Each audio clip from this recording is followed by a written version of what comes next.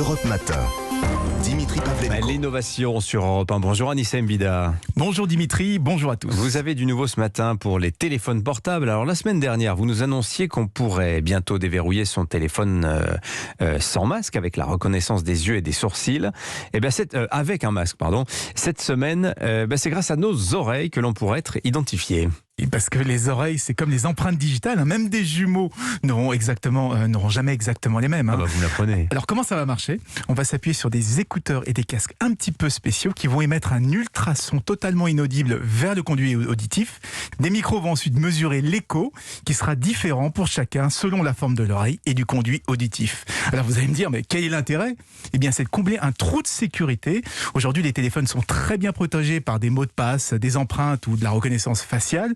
Mais ils sont souvent associés à des écouteurs sans fil qui contournent ces protections et que n'importe qui peut utiliser pour déclencher, l'assistant vocal et réaliser une opération.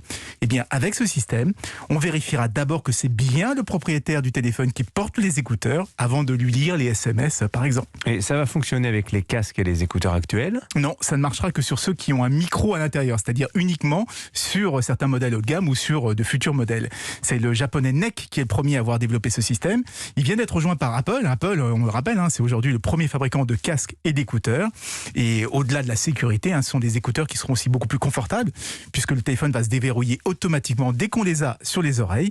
Idem, quand il faudra taper un mot de passe, plus besoin de poser son doigt sur un capteur ou de regarder l'écran. On pourrait aussi personnaliser le son en fonction de l'audition de chacun. Et oui, c'est l'autre avantage de pouvoir analyser le conduit auditif. Ça permet de calibrer les écouteurs en fonction de ce qui se passe réellement à l'intérieur, parce qu'on n'a pas tous la même perception du son, et c'est pour ça qu'on peut aussi identifier les personnes par leurs oreilles. Merci beaucoup Anissa.